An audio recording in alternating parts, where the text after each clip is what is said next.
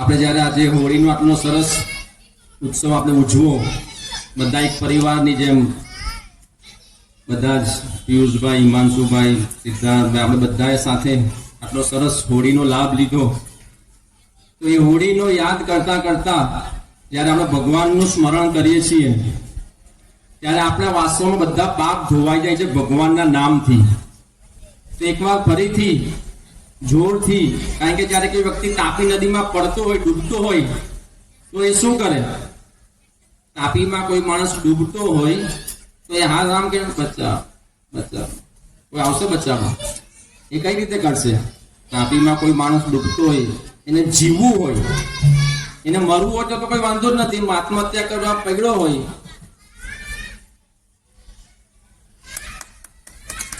એ આત્મહત્યા કરવા પડ્યો તો કોઈ કદાચ એની બી બૂમ પાડે. પણ જેને હકીકતમાં જીવવું છે, આ જગતમાં જીવવું છે, જગતમાં કંઈક કરીને જવું છે, એ તો બે હાથ ઊંચા કરીને જોરથી બોલશે કે બચાવો. તો એ રીતે આપણે બધાએ જોરથી બોલવાનું છે. શું બોલવાનું છે? હરે કૃષ્ણ કૃષ્ણ કૃષ્ણ હરે હરે, હરે રામ રામ રામ હરે હરે. હમણાં પેલો ઇલેક્ટ્રિક નો પ્રોબ્લેમ હતો, ચારે બાજુ જયારે અંધારું થઈ જાય ને ત્યારે ખબર પડે કે આ જગત અંધકારમય છે. આ બધી લાઈટો ચાલુ છે ને એટલે આપણને ખબર નથી પડતી કે આપણે અંધકારમય જગતમાં જીવી રહ્યા છે, જેમાંથી નીકળવાનું છે. બધા શાસ્ત્રો શું કહે છે કે ભાઈ તું અંધકારમાં નહીં રે, પ્રકાશમાં જા. આપણે બધા એક અંધકારના કુવામાં પડી ગયા છીએ, પણ ચારે બાજુ લાઈટ છે ને એટલે આપણને ખબર નથી પડતી કે આપણે અંધારા કુવામાં પડી ગયા છીએ. ટીવી છે, મોબાઈલ છે, ઇન્દ્રિય ભોગની વસ્તુ છે, એટલે આપણને ખબર નથી કે આ દુઃખાલય જગત છે. સ્મશાનમાં જઈને જોજો, એક નાનું બાળક મરી જાય, પતિ મરી જાય, પત્ની મરી જાય, ત્યારે એ વ્યક્તિ કેટલી દુઃખી થતી હોય છે. તો એ વસ્તુ આપણે બધા અનુભવી ચૂકેલા છે. આ જગત છે ને, ભગવાને ભગવદ ગીતામાં સ્ટેમ્પ મારી દીધો અને બે શબ્દ કહી દીધા. કયા? દુઃખાલયમ, અશાશ્વતમ. આ જગતમાં ગમે તેટલા પ્રયત્ન કરી લો પણ જન્મ છે, મૃત્યુ છે, જરા છે અને વ્યાધિ છે, આમાંથી કોઈ બચી નહીં શકશે. પુષ્પા જોઈ લેવાથી અને પેલું હમણાં કયું ચાલે છે બહુ, છાવા જોઈ લેવાથી 2-3 કલાક માઇન્ડ ક્લાસ ફ્રેશ થઈ જાય. પણ એ શું સમજવાનું છે કે પેલાની આંખો ફોડી નાખી, પેલાની જીભ ખેંચી નાખી. એવું આ જગત છે. શા માટે દુઃખ પડે છે? ભગવાન તો ભગવદ ગીતામાં કહે છે તું આ શરીર નથી, તું આત્મા છે. આ શરીરનો નાશ થાય છે, આત્માનો નાશ જ નથી થતો. તો આપણે બધા શા માટે મરવું પડે છે? આટલું સરસ બિલ્ડિંગ છે, આટલું સરસ ફેમિલી છે, આટલો સરસ પરિવાર છે, આટલું સારું કેમ્પસ છે, પરંતુ આપણે લાત મારીને કાઢી મૂકવામાં આવશે આ જગતમાંથી. આપણે એક એવું જીવન પ્રાપ્ત કરવાનું છે કે જેમાં જન્મ નથી, મૃત્યુ નથી, જરા નથી અને વ્યાધિ નથી. એમાંથી મુક્ત થવા માટે આ બધા તહેવારો છે. ધ્યાનથી જોજો, દરેક તહેવારમાં શું આવે? કંઈક ને કંઈક શીખવી જાય છે. દશેરો આવે તો કોની યાદ આવે? રાવણને બાળવાનો છે ભાઈ, એ ગમે તે રીતે બાળી નાખે. ઉત્તરાયણ આવે તો કોની યાદ આવે? ભીષ્મ પિતામહ. દિવાળી આવે તો શા માટે છે? રામ ભગવાન આવે. હોળી છે તો શા માટે છે? પ્રહલાદ મહારાજને યાદ આપવા માટે. બધા તહેવાર આપણને કંઈક શીખવવા માટે છે, આપણા જગત જન્મ મૃત્યુમાંથી બહાર કાઢવા માટે આ તહેવારો છે. કે જે રીતે હોલિકા હિરણ્યકશિપુની બેન, એને બ્રહ્માજીએ વરદાન આપેલું. જનરલી 99% હું જે બોલીશ ને એમાંથી છેલ્લે કોણ મળેગા કરોડપતિ ગેમ થશે, અને આ જે બ્લુ કલરમાં ગિફ્ટ છે ને એમાંથી 4 ઓપ્શન પૂછવામાં આવશે. જનરલી કદાચ હું ભૂલી જાઉં તો વાંધો નહીં. તો હિરણ્યકશિપુની બેન ને વરદાન હતું બ્રહ્માજી તરફથી કે ભાઈ તું બળશે નહીં. છતાં પણ શા માટે બળી ગયા? કારણ કે પ્રહલાદ મહારાજનું તપ, પ્રહલાદ મહારાજની ભક્તિ એના કરતા અનેક ગળી ચડિયાતી હતી ને બ્રહ્માજીની ઉપર હતા વિષ્ણુ કૃષ્ણ. બ્રહ્માજી ખુદ કહે છે ગોવિંદમ આદિ પુરુષમ તમ હમ જામી. બ્રહ્માજી ખુદ કહે છે કે ઈશ્વર પરમ કૃષ્ણ સચ્ચિદાનંદ વિગ્રહ. કૃષ્ણ પૂર્ણ પુરુષોત્તમ ભગવાન છે. અને ભગવાને આખી ભગવદ ગીતા કહી દીધી. પછી શું કીધું? સર્વ ધર્માન પરિત્યજ્ય મામ એકમ શરણમ વ્રજ. મારી શરણમાં આવી જાય. હમણાં બધા આપણે હમણાં શું કામ રિલેક્સ છે? ખબર? એક્ઝામ ગઈ, હા શાંતિ, બોર્ડની એક્ઝામ પતી ગઈ, હજુ 12મા વાળાની કદાચ કોમ્પ્યુટરની બાકી હશે. તો હું કોઈ છોકરાને બોલાવું કોઈ બી 10મા વાળા છોકરાને કે ભાઈ પેલું બીજું માઇક છે ને નવું? 10મા વાળો ઉભો થઈને માઇક લઈને જ આવ્યો હતો, તો તું બોલી દે પહેલા, હું તને જે પૂછું એનો માઇક ચાલે છે ને? અને પૂછું છું, હું અહીંયા જે પણ બોલીશ ને એકદમ પ્રેક્ટિકલ સનાતન સત્ય, એમાં કોઈ વ્યક્તિ એમ નહીં કે પ્રભુ આ ખોટી વસ્તુ છે. કોઈને એવું લાગે ખોટું છે તો મને કહેજો. એક્ઝામ કેટલા કલાકની હતી? 3 કલાક. કેટલા વાગે ચાલુ થયેલી? 10 વાગે. પેપર કેટલા વાગે આપેલું? 10:15 પેપર આપેલું. પાછું ક્યારે ખેંચી લઈ? 1 વાગે 1:15. કેટલા કલાક? 3 કલાક. 10:15 પેપર આપે, 3 કલાક પછી ખેંચી લઈ. બરાબર? 3 કલાક પછી ખેંચવા આવે અને તું એમ કે ટીચર 2 મિનિટ લખવા દો નહીં, ચાલે? નહીં ચાલે. ચાલે? યસ કે નો? નહીં ચાલે. અચ્છા, તને એમ કહો ટીચર પેલું ખોટું લખાઈ ગયેલું, 1 મિનિટ આપો ને, મારે ટાઈમ નથી જોઈતો, ખાલી પેલું હું MCQ થોડું કામ તેમ કરી નાખું, ચાલશે? ટીચર નહીં ચલાવે. ટીચર નહીં ચલાવે. ઓકે, બેસી જાઓ. હવે કોને તો એ તો બધાને ખબર છે એમાં શું થઈ ગયું. એ જ રીતે આ શરીર રૂપી પેપર આપણને મળેલું છે. પેલા છોકરાને ખબર છે કે 3 કલાકમાં પુરવણી ખેંચી લેશે, આપણને તો ખબર જ નથી કે કેટલા કલાકમાં શરીર ખેંચી લેવામાં આવશે. અને પછી એમ કહેશું યમરાજ ને યમદૂત, 1 મિનિટ હરે કૃષ્ણ બોલવાનું રહી ગયું, ચાલશે? ઓ તંબાકુ છોડવાનું રહી ગયું, હું કાલે છોડી દઉં, પછી તું યમદૂત કાલે આવજે, એક દિવસ મને આપ, હું તંબાકુ છોડી દેવા, હું દારૂ છોડી દેવા, હું વ્યભિચાર છોડી દેવા, માંસાહાર છોડી દેવા, કાલથી રોજ હરે કૃષ્ણની માળા કર, એક દિવસ આપ, નહીં ચાલશે. અચ્છા, બીજું એક પૂછવાનું ભૂલાઈ ગયું. તું અંદર ખોટું લખતો હોય તો ટીચર એમ કહો, છોકરા તું ખોટું લખે છે, સાચું લખ, એવું કઈ? ભાઈ તું પિક્ચરના ગીત બી લખી દે, કોણ કહેવા આવવાનું છે? તારે જે લખવું હોય તે લખ, તને કોઈ અટકાવવા નહીં આવશે.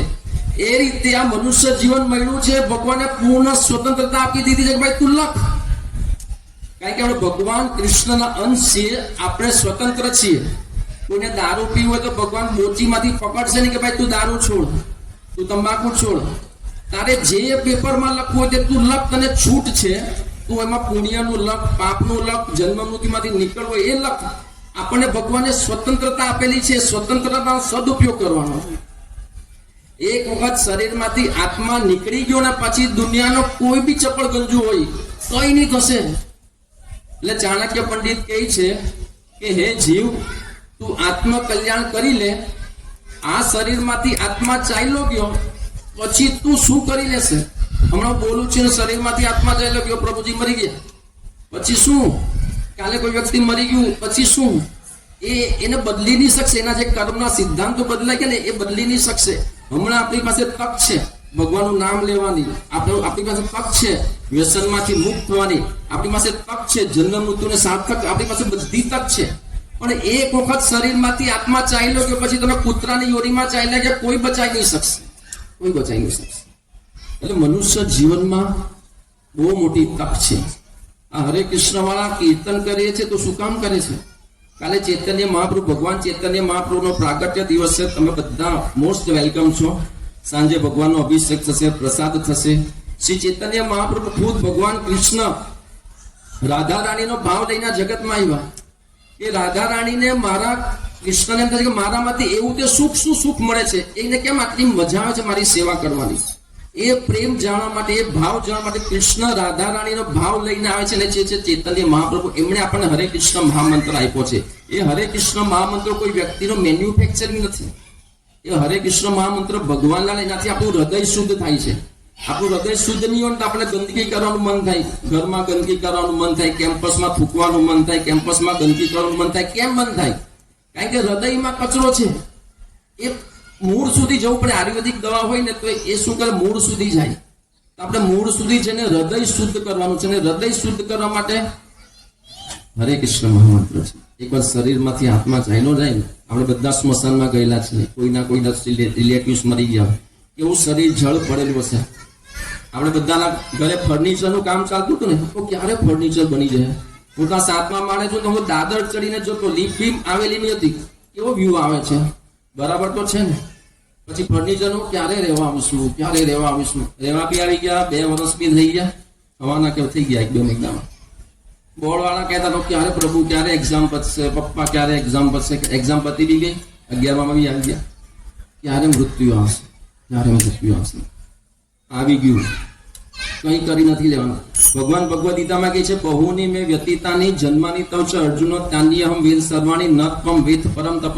હે અર્જુન, તારા અને મારા અનેક અનેક જન્મો થઈ ચૂક્યા છે. મને બધું યાદ છે, પણ તું ભૂલી જાય છે.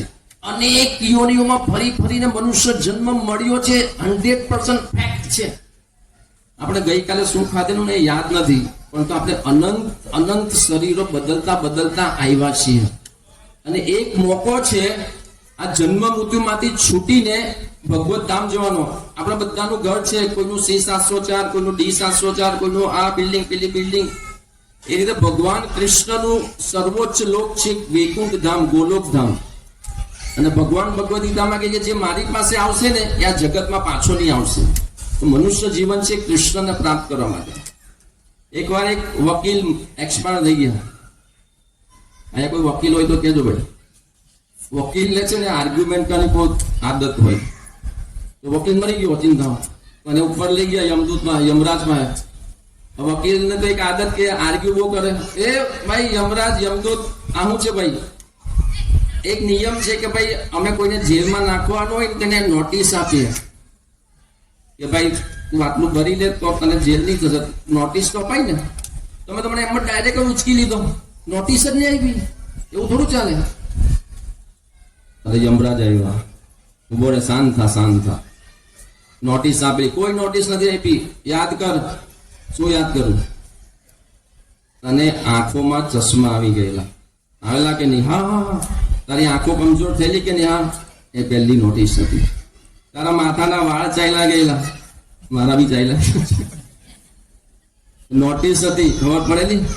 તું તો હેર ટ્રાન્સપ્લાન્ટ કરવા લાગેલો.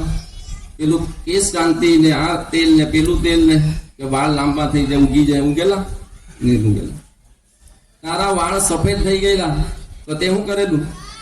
ગાર્નિયરનો કલર લગાડી દીધેલો, લોરિયલ કાસ્ટિંગ લગાડી દીધેલું. એની બીજા કે વાળ સફેદ થાય એ નિશાની છે, એક નોટિસ છે. તારા ઘૂંટણ ઘસાઈ ગયેલા, તું સાયકલ ચલાવવા લાગેલો, મોર્નિંગ વોક પર ચાલવા લાગેલો, તે સમજેલું નહીં કે આ ઘૂંટણ ગયા એ નિશાની છે. કમર દુખવા લાગી નિશાની છે. બહુ દીકરાઓ ગાળ આપવા લાગ્યા, તને ધૂતકારવા લાગ્યા, બધી નિશાની હતી. એ બધી નિશાની આપવા છતાં તને એ રિયલાઇઝ નહીં થયું કે હવે મારો અંત સમય આવવાનો છે.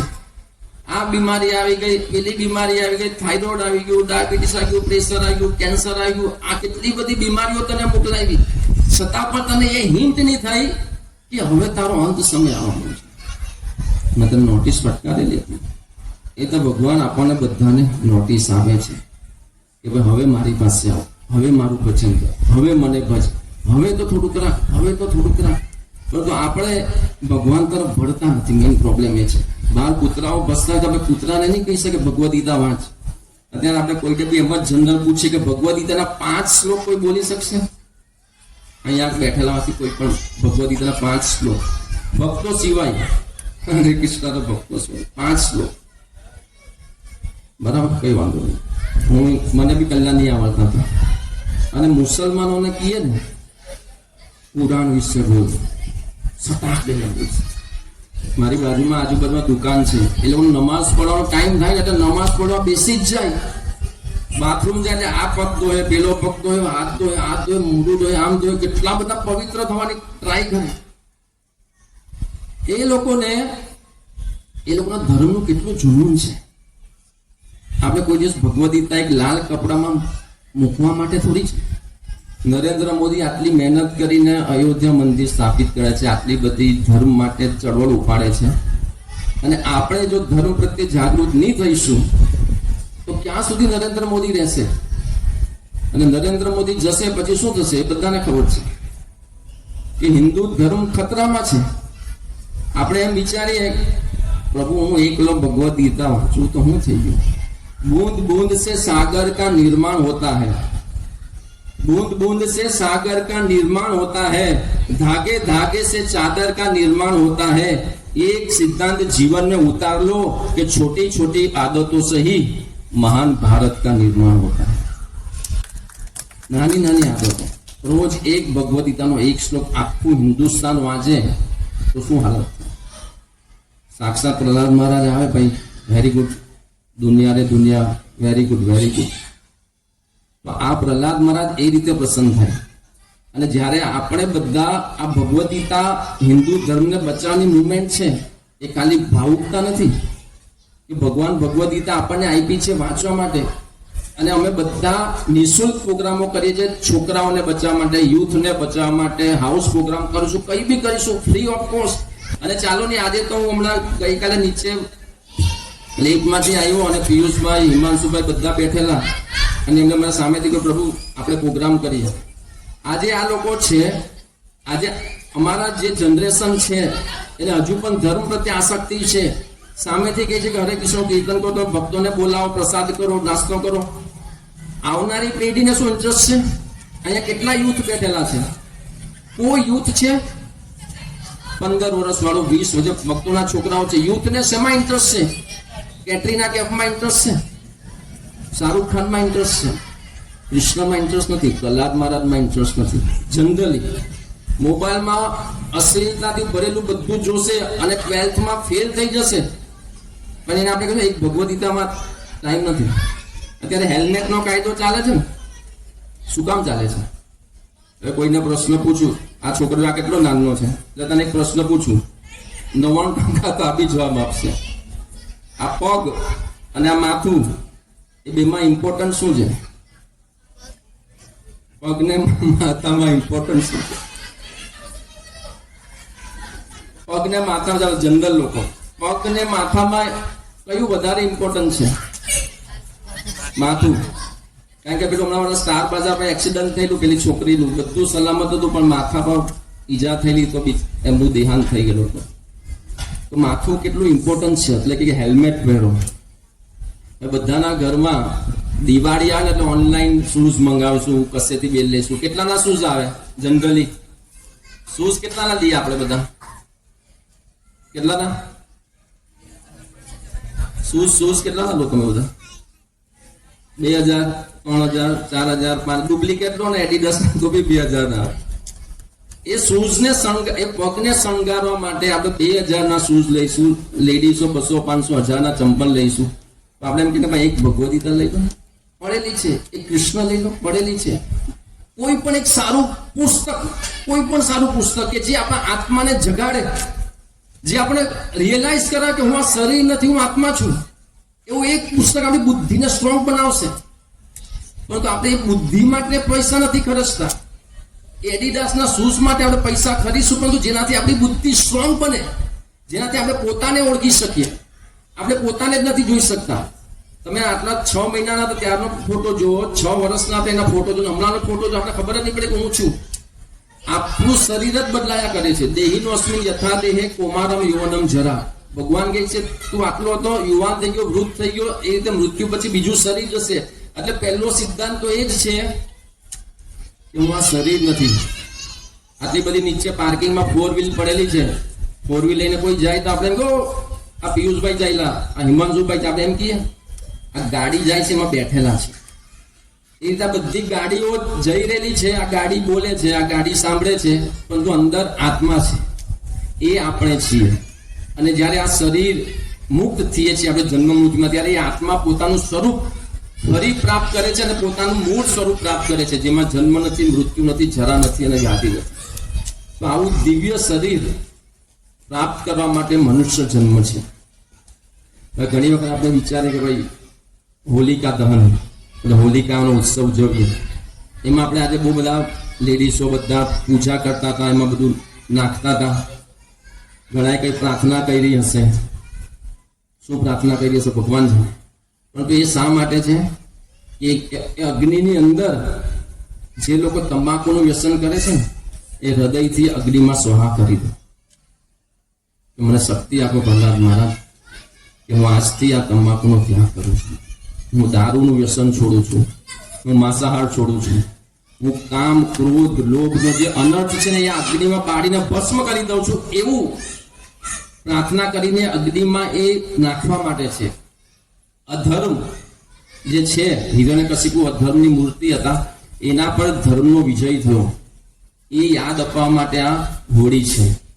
અને આપણા કોઈ દુશ્મન હોય તો આપણને કેવું લાગે? પ્રહલાદ મહારાજના તો પપ્પાજીના દુશ્મન હતા, એના પર શું વીતતી હશે? આપણા પપ્પા આપણને કેટલો પ્રેમ કરે છે, પરંતુ એ પપ્પા એના જાનના દુશ્મન હતા. અને જ્યારે એના શિક્ષકો એને શીખવે ને, ત્યારે હિરણ્યકશિપુ બોલાવે, પ્રહલાદ અહીંયા આવ, શું શીખ્યો સ્કૂલમાં? પપ્પા હું શીખો કે કૃષ્ણ સ્તુ ભગવાન સ્વયં, કૃષ્ણ ભગવાન. તને આવું બધું સ્કૂલમાં શીખવાડે છે, તારા શિક્ષકને બોલાવો. તો શુક્રાચાર્યના 2 છોકરાઓ એના ગુરુ હતા. ભાઈ તું આ શું શીખવાડે છે આ લોકોને? બરાબર ભણાવ, બરાબર આ તું બરાબર ભણાવતો નથી, એને ભણાવ, રાજનીતિ ભણાવ, પોલિટિક્સ ભણાવ, કઈ રીતે ગુંડાઓને હરાવાય, કઈ રીતે પોલિટિક્સ, બધું શીખવાડ. ઓકે પાછું ભણાવું, પાછી પટ્ટી પડાવી, પાછી પટ્ટી પડાવી. થોડા વખતે હા ચાલ પ્રહલાદ હવે બોલ તું શું શીખ્યો? એટલે પ્રહલાદ શ્રવણમ કીર્તનમ વિષ્ણુ સ્મરણ, ભગવાનનું શ્રવણ કરો, ભગવાનનું કીર્તન કરો, ભગવાનનું સ્મરણ કરો. એટલે હિરણ્યકશિપુનો પિત્તો ગયો, એને કે ભાઈ આને માન નાખો, આ પાગલ થઈ ગયેલો છે, વિષ્ણુનો ઉપાસક થઈ ગયો, એને માન નાખો. આવી હાલત હતી, છતાં પણ પ્રહલાદ મહારાજ કૃષ્ણ ભક્તિ નહીં છોડી. અને જયારે હિરણ્યકશિપુ આવે ત્યારે ભગવાન તને બચાવશે, ત્યારે જોરથી તલવારથી પ્રહાર કરે છે, થાંભલામાંથી નરસિંહદેવ ભગવાન આવે છે. આ હોળી જો ઉત્સવ છે એ ભગવાનની યાદ અપાવવા માટે છે. અને સૌથી ઇમ્પોર્ટન્ટ જે છે ને, પ્રેક્ટિકલ વસ્તુ હું કહું ને, કોઈને તંબાકુ છોડવું હોય, સિગારેટ છોડવી હોય, સારા રસ્તે જવું હોય ને, તો એક વખતનો એક દિવસનું કામ નથી. ચારે બાજુ દુનિયામાં પાપાચાર થઈ રહેલો છે. 10 મિનિટની આ વાતો ખાસ જીવનમાં પરિવર્તન નહીં લાવશે. એટલે જો શક્ય હોય તો નીચે પણ બહુ સારો હોલ છે, તમારા ઘરે કોઈ પ્રોગ્રામ કરવો હોય તો અમે ફ્રીમાં પ્રોગ્રામ કરીશું. મહિને 15 દાડે આ બધું સાંભળતા રહીશું ને, તો આપણને શક્તિ મળશે આમાંથી બહાર નીકળવાની, આ બધા ખરાબ આદતો છોડવાની. આપણે આ બધા પાપાચાર કરતા હશું ને મરી ગયા ને, ગેરેન્ટેડ મનુષ્ય જન્મ નહીં મળે, ગેરેન્ટેડ નહીં મળશે. આ કોઈ સ્કૂલમાં પ્રોફેસર હોય, સ્કૂલમાં ટીચર હોય, એનો પગાર કારકુન કરતા વધારે હોય, કારણ કે એની જવાબદારી વધારે છે. એ રીતે મનુષ્ય જન્મમાં જવાબદારી વધારે છે. તો આપણે બધા આજે પ્રણ લઈએ કે આજે આટલો પવિત્ર હોળીનો દિવસ છે, તો આપણે બધા પ્રણ લઈએ કે મનુષ્ય જન્મ મળ્યો છે. એકદમ સનાતન સત્ય છે, થોડા વર્ષોનું જીવન છે. અહીંયા એક પછી એક છે ને, બધાની સ્મશાન યાત્રા. જો અહીંયા 15-20 વર્ષ કોઈ રહી ગયું ને, એક પછી બધાનો નંબર આપણે આપણી આંખો સમક્ષ જોઈશું. પેલા કાકા ચાલ્યા ગયા, પેલા બેન ચાલ્યા ગયા, આ ચાલ્યા ગયા. આપણે બધાનો વારા પરથી નંબર આવશે. તો એ નંબર આવે એ પેલા ભગવાનનું બને એટલું ભજન કરીએ, ભગવાનનું નામ લઈએ, ભગવદ ગીતા વાંચીએ ને આપણું બેલેન્સ બનાવીએ.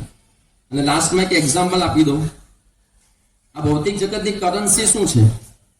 કરન્સી કે આપણે કશે પણ જઈએ, કોઈ સામાન લેવો હોય તો શું આપીએ તો આપણે સામાન મળે? પૈસા. કશે પણ જે પૈસા આપો, ખાંડ લઈ લો, ચોખા લઈ લો, જેવી હોય તો પૈસા ટ્રાન્સફર કરી દો.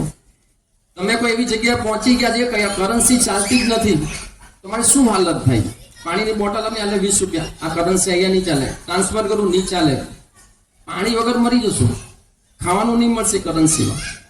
આ ભૌતિક જગતની કરન્સી પૈસા છે. મૃત્યુ પછીની કરન્સી આપણા કર્મો છે.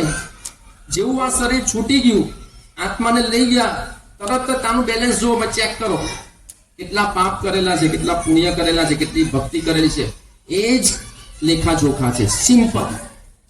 એટલે હરરોજ બને એટલું ભગવાનનું નામ લઈએ, હરરોજ ભગવદ ગીતાનો એક શ્લોક વાંચીએ, અને એ રીતે આપણું જે મૃત્યુનું બેલેન્સ છે ને, ભલે કંટાળો આવે કઈ વાંધો નહીં.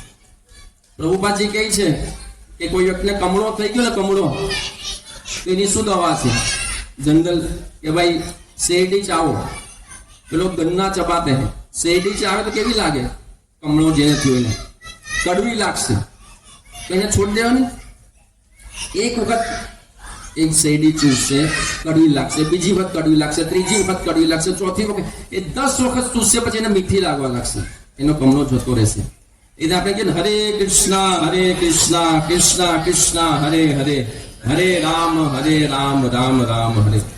કડવું લાગ્યું. ઊંઘ આવવા લાગી, કંટાળો આવ્યો.